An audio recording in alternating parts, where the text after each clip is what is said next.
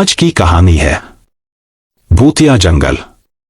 एक छोटे से गांव में एक घना जंगल था जिसे लोग भूतिया जंगल कहते थे। जंगल के बारे में कहानियां थी कि वहां रात को अजीब अजीब आवाजें आती थीं और कोई भी वहां रात बिताने की हिम्मत नहीं करता था। गांव के लोग कहते थे कि जंगल में भूतों का बसेरा है और जो भी वहां गया कभी वापस नहीं लौटा। गांव में एक युवा लड़का अमित बहुत ही बहादुर था। वह हमेशा नई चुनौतियों की तलाश में रहता था। एक दिन उसने जंगल के बारे में सुनी कहानियों को चुनौती देने का फैसला किया।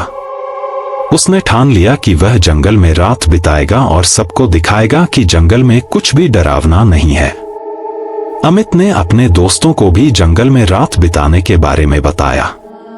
उसके दोस्तों ने उसे बहुत समझाया कि जंगल में न जाए, लेकिन अमित ने उनकी बातों को नजरअंदाज किया। रात के समय अमित अपने दोस्तों के साथ जंगल की ओर चल पड़ा। उसने अपने साथ एक लालटेन, कुछ खाद्य सामग्री और एक कैमरा लिया ताकि वह अपनी पूरी यात्रा रिकॉर्ड कर सके। जंगल के अंदर घुसते ही अमित को एक अजीब सी ठंडक महसूस हुई। पेड़ों की शाखाएं हवा में हिल रही थीं और जंगल का माहौल धीरे धीरे डरावना बनने लगा।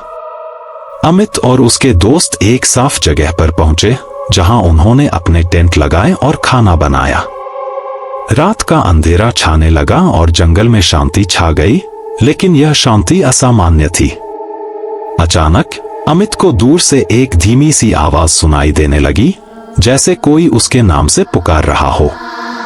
अमित ने अपने दोस्तों से कहा कि वह थोड़ी देर के लिए घूमने जाएगा। उसने अपनी लालटेन उठाई और जंगल में चल पड़ा। जैसे ही वह गहरे जंगल की ओर बढ़ा, उसकी लालटेन की रोशनी एक पुरानी हवेली पर पड़ी। हवेली बहुत ही पुरानी और खंडहर जैसी लग रही थी। अमित को हवेली की ओर आकर्षित होते हुए महसूस हुआ और वह अंदर जाने का निर्णय लिया। हवेली के दरवाजे जंग लगे और बंद थे, लेकिन अमित ने दरवाजे को धक्का देकर अंदर प्रवेश किया। हवेली के अंदर अंधेरा और ठंडक थी। अमित ने अपनी लालटेन जलाई और चारों ओर देखने लगा। हवेली के दीवारों पर पुरानी पेंटिंग्स और तस्वीरें लटकी हुई थीं, जिनमें से कुछ अजीब और डरावनी लग रही थी। अमित ने एक कमरे में कदम रखा जहां एक पुराना पियानो पड़ा था। पियानो पर धूल जमी हुई थी, लेकिन अचानक पियानो अपने आप बजने लगा। अमित चौंक गया और पियानो की धुन सुनते ही उसके शरीर में सिहरन दौड़ गई। जैसे ही वह पियानो के पास गया, उसकी लालटेन की रोशनी और भी कम हो गई और अंधेरा घना हो गया।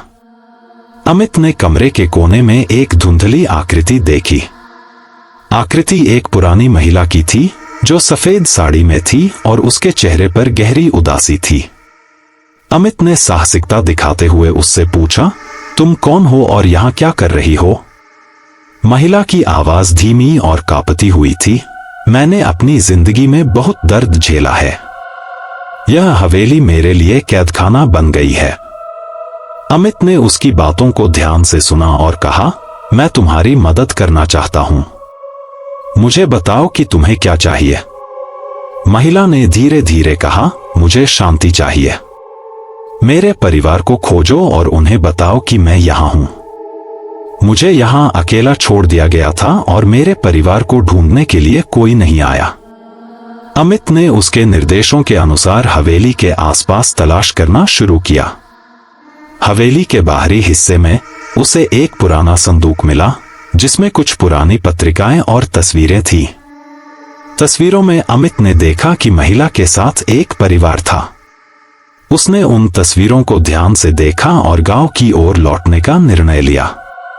अमित ने सुबह होते ही गांव लौटकर महिलाओं की तस्वीरें दिखाईं और पूछा कि क्या कोई उसे पहचानता है। गांव वालों ने तस्वीरें देखी और बताया कि यह महिला उनकी पुरानी पड़ोसी थी, जिनका नाम रमा था। रमा का परिवार बहुत पहले गांव छोड़ चुका था और उसके बारे में कोई जानकारी नहीं थी। अमित ने रमा के परिवार के बारे में जानकारी जुटाई और उन्हें हवेली के बारे में बताया। रमा का परिवार वापस हवेली आया और उन्होंने रमा की आत्मा को शांति प्रदान करने के लिए धार्मिक अनुष्ठान किया। इसके बाद हवेली की अजीब घटनाएं रुक गईं और वहां की हवा शांत हो गई। अमित और उसके दोस्तों ने गांव वालों को हवेली की कहानी सुनाई और सबको बताया कि कभी कभी भूतिया कहानियां भी सच्चाई के हिस्से हो सकती हैं। अमित की बहादुरी और उसके द्वारा की गई मदद ने हवेली को शांति प्रदान की और गांव वालों को भी एक महत्वपूर्ण सबक सिखाया।